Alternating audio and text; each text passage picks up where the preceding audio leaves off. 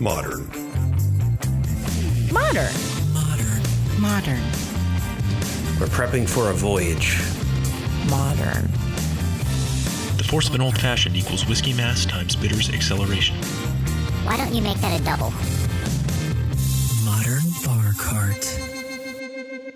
What's shaking, cocktail fans? Welcome back to another episode of the Modern Bar Cart podcast. I'm your host, Eric Kozlik, and this episode is part of our Bar Cart hardware series, where we take a deep dive into the equipment that you need to make great drinks at home. But first, I wanted to just quickly let you know that we've got a few new products up on the website for you to enjoy. These are a selection of shrubs from our friends over at Shrub District who make really excellent and cost-effective cocktail vinegars that really help to brighten your drink. And of course, the nice thing about shrubs is that you get your acidity from the vinegar and the fruit, which means you don't have to worry about juicing a ton of citrus all the time. And if you want to learn more about shrubs, please check out episode 9 of this podcast, where we chat with friend of the pod, Charlie Birkinshaw, about shrubs and mocktails. The Shrub District flavors we'll be featuring this spring on modernbarcart.com are blueberry basil, ginger, strawberry dill, and just grapefruit. So a really nice wide-ranging palette of flavors there. These are 250 milliliter bottles, which is roughly 12 to 16 servings, and we'll be selling them for $10 a bottle on modernbarcart.com. And of course, now you get free shipping on all orders over $40. So if your shopping cart is sitting right below that threshold, these 4 tasty flavors from Shrub District can help you unleash that free shipping confetti party on your next order. Now, for today's featured cocktail. As you may have noticed from the title of this episode, we're talking about muddlers and the role that they play on your home bar or bar cart. So it's fitting that we feature a drink that requires a little bit of manual persuasion to unleash its full potential. And the proof is right in the name. Our featured cocktail is none other than the Whiskey Smash, and this is a very easy drink to make if you've got some mint and lemon around, because really about the only other ingredients are sugar and whiskey. To be more specific, you need 2 ounces of whiskey, rye or bourbon here, half ounce of lemon juice, a half ounce of simple syrup, and some mint with a little bit reserved for a garnish. You're going to muddle the simple syrup and the mint in the bottom of a cocktail shaker here, not a stirring pint. Then you're going to add ice, lemon juice, and whiskey. And at that point, you just shake until chilled. You strain into your glass of choice and then garnish with another sprig of mint. This drink is about halfway between a whiskey sour and a mint julep, and it's a super easy crowd pleaser to break out when the warm weather hits and you start thinking about firing up the grill with some guests. And now that you've had an opportunity to make yourself a drink, let's get to the main attraction, my interview with woodworker and muddler master Brendan Donovan. I ran across Brendan and his work casually on social media, and I was really drawn in by the beauty of the muddlers that he made.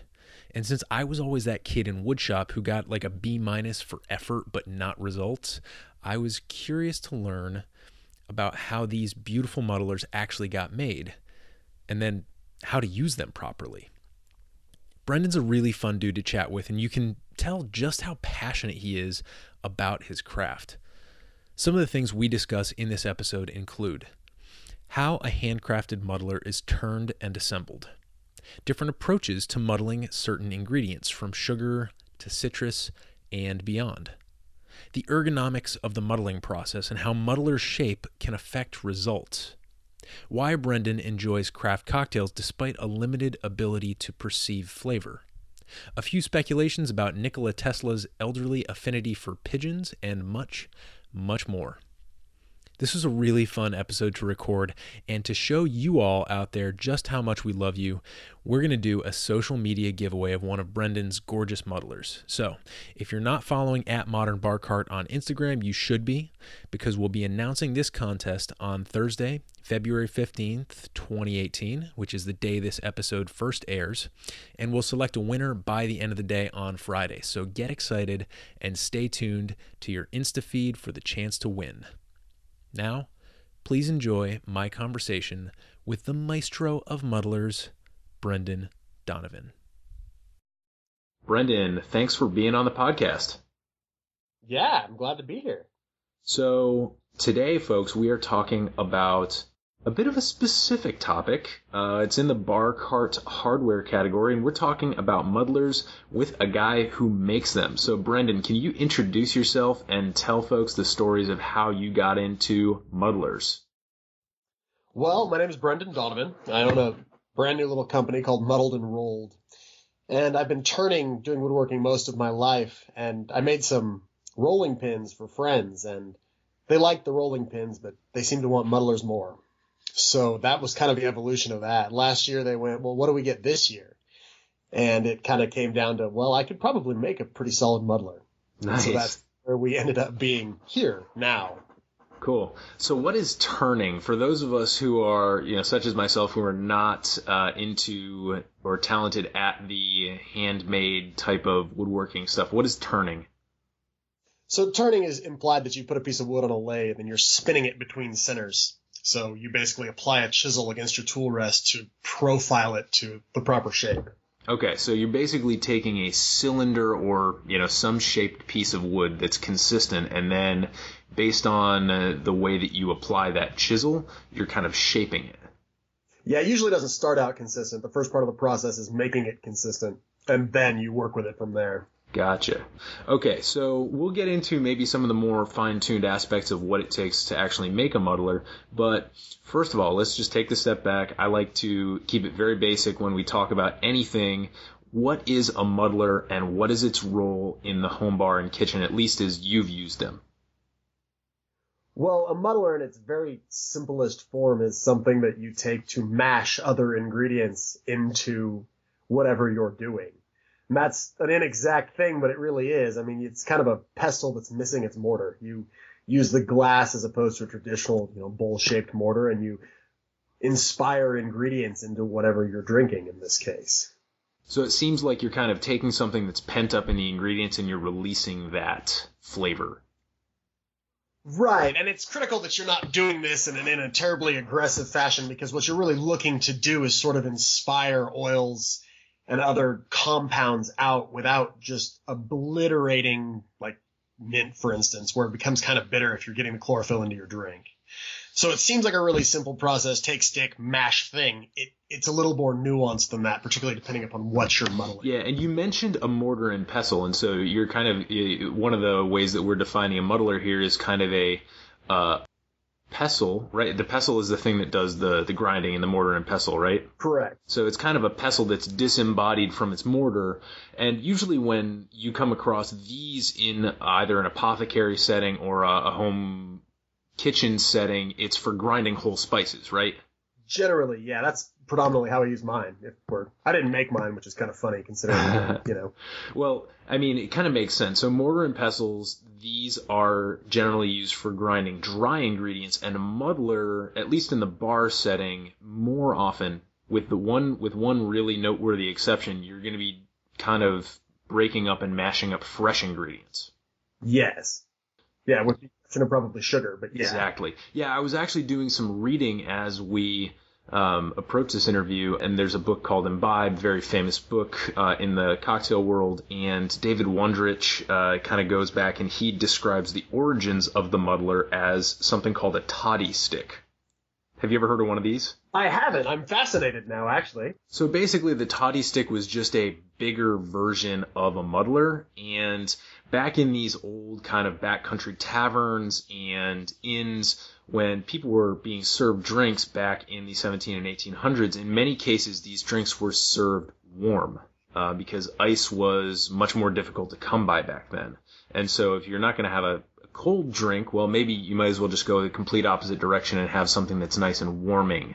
So the toddy stick back then was used to kind of mash up the chunks of sugar that they got so that it could actually be put into the cocktail in a way that actually mixed. So, once ice came into the picture and shaking kind of replaced stirring in some circumstances, the toddy stick got kind of banished and kind of shrunk down, and that's kind of where we have our muddler from, at least according to David Wondrich. No, that makes a lot of sense, particularly because the sugar that they had wouldn't be pretty white refined sugar. I mean, it'd need a pretty good beating to get into the mix. Right, yeah, it was pretty rough. The stuff that they were getting was coming in these big kind of hunks. It almost looked like a modern day like salt lick block almost, and you'd almost have to chisel it off. So in some cases, the toddy sticks were even made of metal, and you can't really get away with that with a muddler because, at least with the base of the muddler where you're actually contacting the glass, you don't want a metal muddler, right? Because then you're going to chip glass. Yeah, you'd be breaking a lot of glass. All right, so we know that the muddler is used to kind of release some flavor from these ingredients. What kind of ingredients have you come across that are typically muddled with cocktails? I really do think that mint is like the go-to. It's pretty much what I think everyone thinks of and starts with. I mean, whether that's a mojito or a julep, I mean, that's where I was introduced to it. My sister went to Cuba, and there was lots of mojitos following that trip. I personally really like to do like basil or roasted or even pickled garlic in a Bloody Mary, things like that. Citrus, of course, is very common, although you go about that a little bit different. Those are the ones that I think of most profoundly, although almost any herb that you think is going to add and impart those oils could be used. For sure.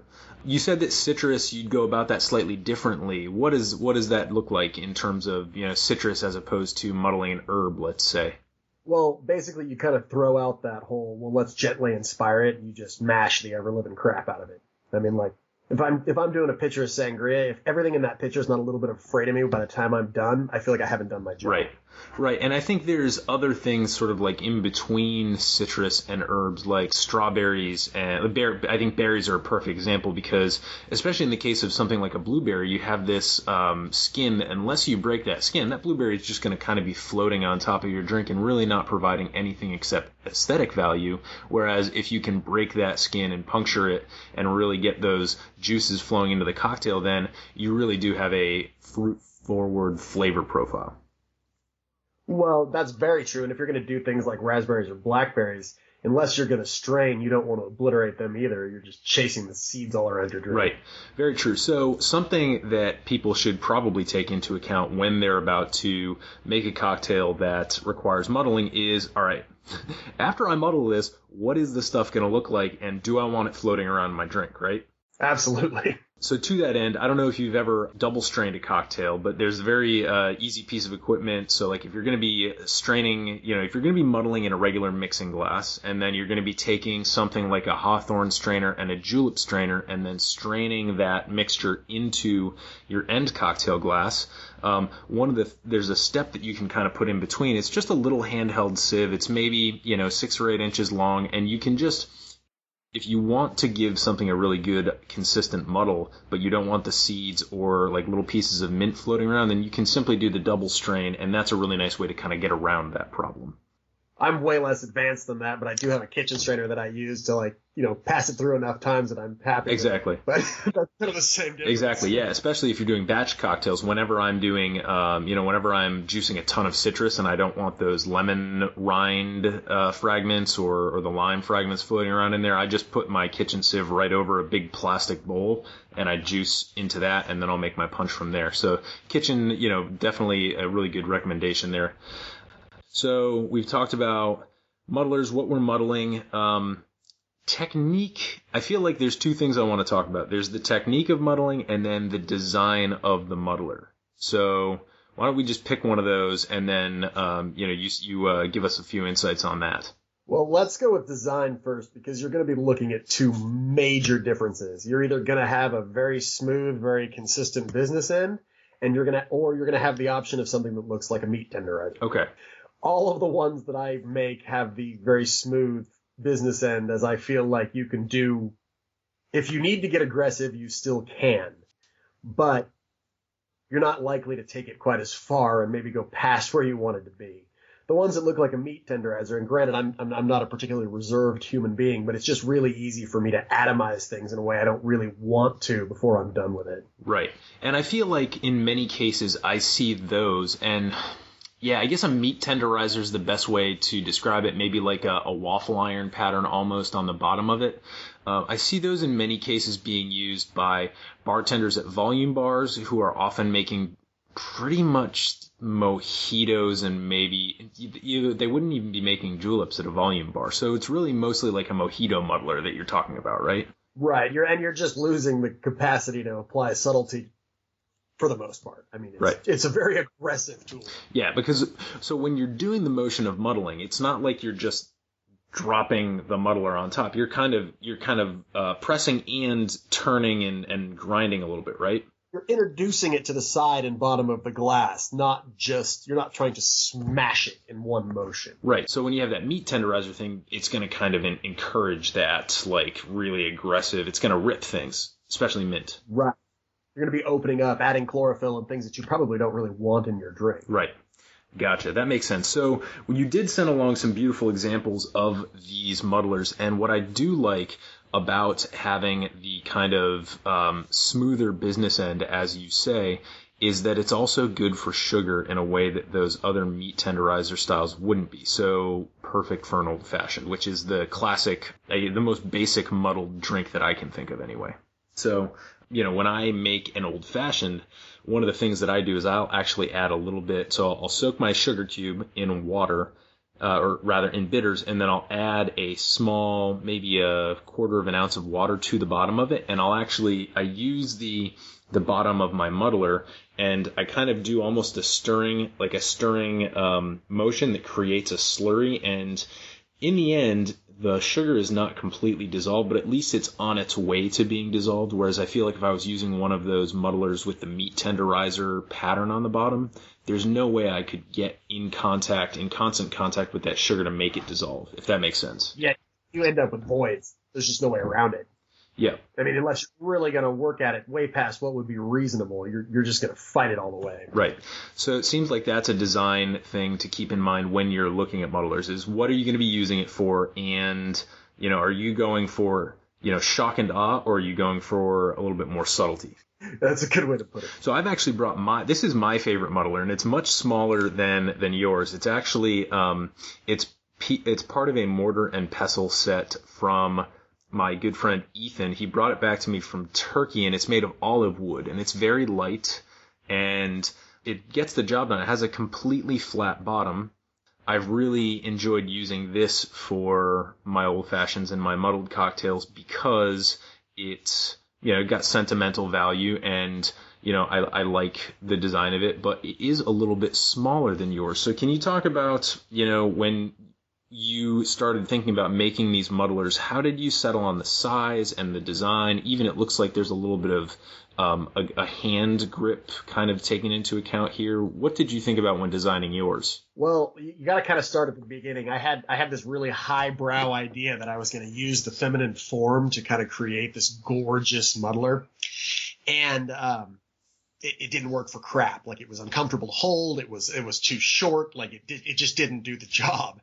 So I then, of course, went back to where I should have started and started looking at muddlers that were existing and ones that I hadn't had used, and the giant spoon that I was traditionally using at the time, despite, of course, being able to produce one of these things at will. I had just never done it.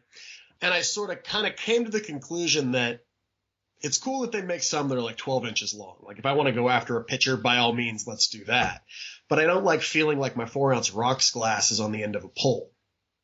But on the other side of that, if you're using a taller glass, I don't want to be banging my knuckles on the inside of the thing. And I like the larger barrel because I feel like it gives them more contact. Mine's actually, almost a little more than 1.5 inches around. So it's pretty big as far as that business end. But I've tried very carefully to profile it so that it has really good contact all around the glass. And I don't know how well I managed all of this, but these were kind of the design ideas inherent in the design and building and testing of these. Yeah, that's really interesting. It does definitely, when I think of using this type of muddler, I really think this would be optimal in like a Collins glass. or in a larger rocks glass. So like if I were making something like a bramble or a smash, especially like these are the drinks that I think of in the summer when you're at the farmer's market and you come across a really nice looking bushel of blackberries or something, and you pick that sucker up and you bring it home and add some mint, and you've got yourself a really nice whiskey smash or bramble. This is exactly what I'm thinking of using in that situation, because you're right. If I was using my little olive wood muddler here, I couldn't get this down into a mojito glass or a Collins glass and get it to do anything. Olive is amazing for that, though. I mean, it's a really good choice of wood. That's why they use it for the mortar and pestles too. It's both hard and very, very dense grain. Right, and it's very light. And that's not necessarily something you want in a muddler. So let's talk about wood now. You have been woodworking for a long time, yeah? Yeah, a long time. Like almost 20 years now, yeah. Cool. So what do you know about wood? Talk about the woods that you use in here and why you selected those. You don't have that kind of time. So you have domestic hardwoods, which I do use and are very traditional, which are maple, walnut, and cherry. All of them are eminently suited because they're hard, they're pretty, they work well. Then you have the exotics that are readily available, like the padauk, which is that orange wood that you're holding up, and the wenge, which is nearly black and has a really cool grain pattern. So I really have great affection for all of those because they're just so different. I love that orange tone that's very unique to the padauk, contrasting with a nearly black wenge. I just think it looks really pretty. And they're both plenty hard enough to stand up to the abuse, which of course is, really operant. I mean, I wouldn't bang them against the maple one indefinitely because it's hard to argue with maple being about as hard as you're reasonably going to get. Right. But they're more than up to the task. So, and they all have different characteristics and they all work very differently on your tools. And it really becomes relevant once you work with them enough about how you're going to put stuff together and what you can and can't do. Gotcha. So I'm noticing with some of the patterns that you put on these particular muddlers. So you've got I'm holding up almost like a striped pattern right now where you're alternating 3 different types of wood, and I'm wondering is this a glued thing? It is. If you can avoid it, you don't want to directly turn end grain because you have the way the grain of a wood goes in a very concise direction. And if you turn against the grain, it can be done, but it has a tendency to tear out. And at the very best case, you have a tendency to really have to sand a lot more than it would be ideal. So what I do is I make sure that I've got the end grain stripes there, and then you glue them very carefully and clamp them all together. And you use the right kind of glue, and it'll hold actually better I've never had them break at the joints. I've broken them, but never at the joints themselves. So it gives you a lot of options because you can basically just slice things and then decide what's going to look cool and put them back together. Interesting. Yeah, I always see these really cool cutting boards, for example, and I'm just like, how do I get the wood in there? Because whenever I glue anything, obviously I'm not using the types of materials that you are. Whenever I glue something, it's very apparent that I've glued it, and it's very apparent that it's about to break. But that's not the case with your stuff. So what kind of glue do you use? I use Type Bond 3, the green stuff, if you're ever looking for it at Home Depot. I mean, it has the advantages of not only being food safe, which of course is really operant because we're going to be eating things we made with this, drinking, but it also has really good open assembly time. So when you're doing those complicated glue ups, by the time you're done gluing, if the glue on the other end is starting to set, you've pretty much lost that battle. So it gives you the opportunity to do more complicated things without that, panic of if I don't put the, fear of God into these clamps, this is not going to come out the way that I want it to come out. And if I don't do it in the next 30 seconds. Gotcha. Cool. Interesting. Maybe some listeners will get something out of that. I'm always curious. Those details to me are just like what makes this really interesting. So a couple different patterns here. We've got this really nice almost cross pattern where you've got the cross. You can see if you're looking at the business end of the muddler, you've got the very dark, did you say, I can't remember the dark wood. What was it called? Called wenge. Wenge. And then you have the orange padauk wood, and that is kind of interspersed with this very light cross. Is that maple? Just straight up maple, yeah. So it's very beautiful. And then you've got here one, I believe it's a fire-scarred oak. Is that correct? That's correct. I like to do those because it freaks my wife out because I'm basically wielding a plumbing torch in a giant pile of combustible sawdust. And the oak, it lends itself both to hardening that way, and it draws the grain out in a way that I think is just awesome. Yeah, so the wood grain is one of the really attractive things about these muddlers, and it's really obvious that you spend a lot of time, trying to enhance it and bring it out. I grew up in a log cabin, and I remember, I think it was just big old knotty pine, but I remember when I was a kid, looking at all the knots in my bedroom. There was a exclamation point chasing a scared woman. There was a wolf. There was a flock of geese at some point. And it's just, wood has these really beautiful idiosyncrasies that really reinforce kind of the handmade aspect of the artifact, especially when it is actually handmade and not just cranked out of a factory. So that is definitely something I appreciate. Is there anything else that you want to tell us about your muddlers and the things that you take into account and you want to communicate to somebody who eventually ends up buying your muddlers? I guess the majority of it is it almost sounds trite, but I'm having a really good time. The fact that people have been enjoying them as much as they are, and something that I kind of did on a lark is just intensely satisfying. So I'm gonna ride that wave as long as I possibly can. Nice. Yeah. It's great to get feedback, and I think that we're in a really good place to, form kind of remote communities. I'm in Washington, D.C. right now. You're in Utah.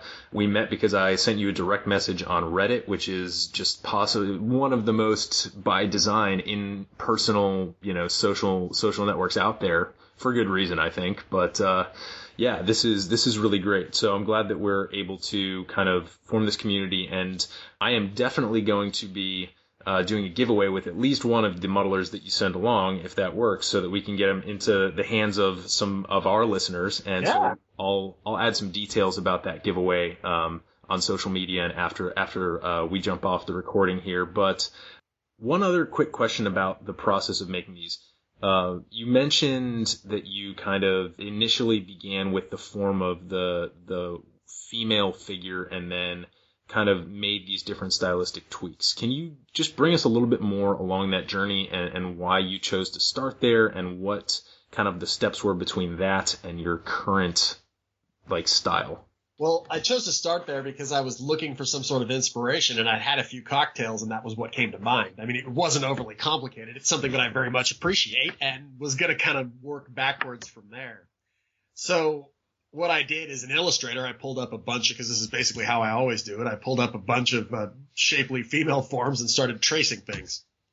And then what I did is after pathing them out, I started to realize that once I cut the first one that it just felt awful in the hand.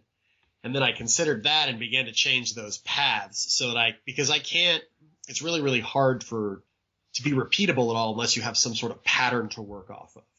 So what I then after that did is I kind of modified it so that it would feel better in the hand in over 5 or 6 iterations. Thankfully, not that same night I was drinking those cocktails because I still have all 10 fingers. But that was kind of the process. It's just a matter of you cut something, you think maybe this will work, and then it doesn't. And then you figure out why it doesn't, and I think it's very similar to most creative processes if you look at it that way. It's just attempt and revision.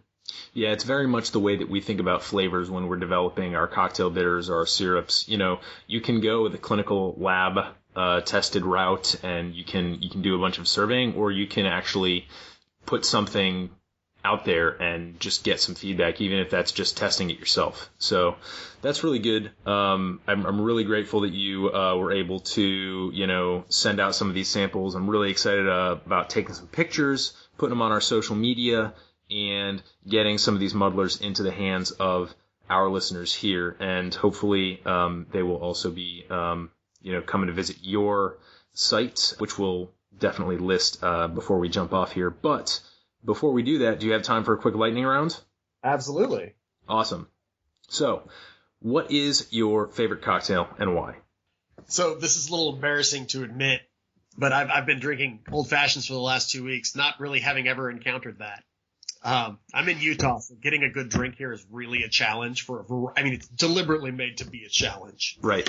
So, I'm seldom motivated to make anything complicated for myself. So I've kind of stumbled upon that. I really do like whiskey, and it's a very simple, very tasty way to make myself a quick cocktail and kind of get on down the road. Cool.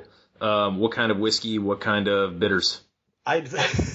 So again, embarrassingly enough, the bitters doesn't make too much difference because I have a very limited palate. I have almost no sense of smell, so bitters are largely lost on me. Gotcha. Unless I'm just overusing to the point of like putting a sledgehammer in your mouth. But I really like Booker's if I can afford it. Yes, sir. And again, that barrel strength helps with that whole, it's like, kind of that lighting your face on fire experience is helpful for those of us that don't have a whole very advanced sense of smell or palate. Yes, Booker's Old Fashions will get you there pretty quickly. Yeah. Yes. Very cool. Yeah, two or three of those, and I'm real good for the rest of the evening. Very good. So, what is your favorite spirit then? Is it whiskey? Yeah, absolutely. I like Irish whiskey. I had a hell of a good time with Jameson's Distillery in Ireland, and it really left an impact. I like the Bookers. I like whatever random bottle my dad is not drinking, so he sends my way. I mean, I know that's kind of odd, but no, that's great. Works well for me. For sure. So, favorite cocktail is the old fashioned. Favorite spirit is whiskey. If you could have a drink with anybody in history, past or present, who would it be? Where would you go? What would you drink? And what would you talk about? So it's got to be Nicola Tesla for me. Probably in 42 at the New Yorker because, I mean, I can't think of a more happening place at that moment. I'd have an old fashioned because I'd love to see how they do it, and then he could obviously drink whatever he wanted. I'd really want to, he'd be in 42, he'd be 85, about a year before his death.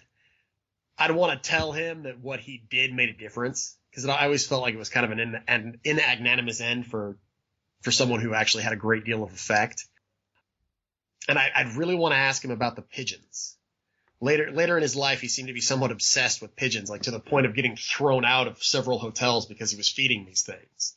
And I'd really, really like to know whether this was like just boredom or, some sort of mental illness, or whether there's something about pigeons that I'm just not getting because I don't really like them very much.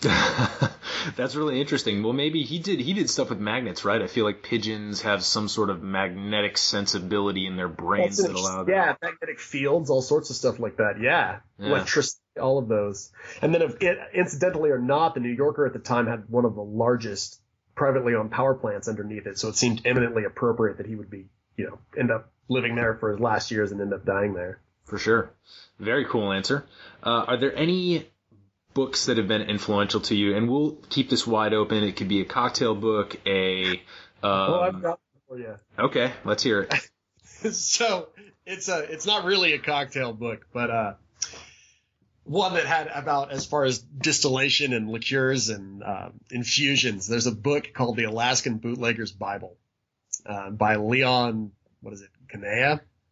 And I feel like this is one of those books that you're supposed to be given by like a crusty old man, and it's supposed to come to you all tattered and broken and covered in grease. And it basically just details all of these different ways, from very traditional mechanical processes to make alcohol to like, I'm going to take a soldering iron and I'm going to make a column still that's pretty much as likely to turn into an incendiary device as it is to produce alcohol. But we're in the boonies of Alaska and they're not letting us drink, and by damned, we're going to drink anyway. Yeah.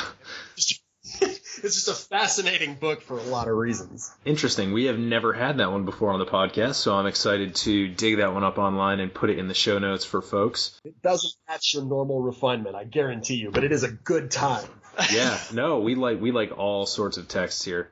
Any advice for new home bartenders or people who are about to go out and maybe spend some money on a muddler? I think, well, I'm kind of beginning that journey in a way myself, and I'm trying to get my wife into it because she does have a fully functional sense of smell, and I'll happily just bartend for her. I think it's the same thing that everybody says, but it's true in woodworking, it's true in cocktails, it's true in everything. Learn not just how to perform those basic foundational tasks, but learn why you're performing them. Because later that's going to be real relevant when you decide, well, should I do this? Should I not do this? Should I do this in a different way? If you've always been very phonetic about how you're performing a task without that deep understanding, it's going to limit your ability to really innovate later. Right. And I think a perfect example of that is when you were talking earlier about the difference between mashing up your mint and introducing it to the bottom and sides of the glass. And, the question is like, well, why do we do this? Well, the answer is because there's oils that we're releasing when we bruise it, but then if we completely tear it to hell, then you're going to be introducing a whole bunch of different compounds. And that is a principle that you can apply across drinks and situations later. Right, exactly. Good. So what can people do to see your muddling and woodworking portfolio and contact you if they'd like to? Well, Etsy's easiest right now. I'm working on the website, which again is embarrassing because that's actually part of my background, so it shouldn't be any trouble. But the cobbler's kids are barefoot. Right. So the Etsy site's the easiest. I'm pretty easy to find. I'm Brendan at muddledandrolled.com as far as an email. I'm bdonovan222 on Reddit if you ever want to hit me up there. I lurk and or post on Reddit way more than I should as far as my wife is concerned. And I'm just I'm rolling out rolling pins this week as far as another product offering that I'm doing. And then I've got a couple of orders for beer taps. So I'm going to start rolling out some beer taps as well. Oh, very nice. Very nice. I love it. Brendan, thanks so much for being on the show. Hey, thanks for having me. It was a great time. Hey everybody, thanks for listening. If you enjoyed this episode, there's two big things you can do for us here at Modern Bar Cart. One would be to tell your friends and family if you think they'd enjoy listening to us talk about cocktails. And if they don't download podcasts, they can always stream our episodes on their desktop directly from the show notes page at modernbarcart.com. The other thing you can do to help would be to head on over to iTunes or wherever you download your podcasts and leave us a review. 5 stars are great, but we're more interested in your feedback. And the beauty is, the more reviews we have, the easier it will be for other folks out there to learn about our show. We're trying to start a cocktail revolution here, and by spreading the word, you're helping us fight the good fight. You can always reach us by emailing podcast@modernbarcart.com if you're looking for cocktail or bartending advice, or if you're a pro who would like to pull up a mic and be interviewed for all to hear. Also, definitely follow us on Instagram and Facebook at Modern Bar Cart for cocktail porn, recipes, and entertaining tips. And keep an eye out for new product releases and special offers, which are happening all the time. We love our listeners, and we really enjoy giving you exclusive discounts and sneak peeks at our latest and greatest cocktail projects. This episode may be over, but for you, the mixological fun and adventures are just beginning, so remember, folks, drink responsibly and experiment boldly.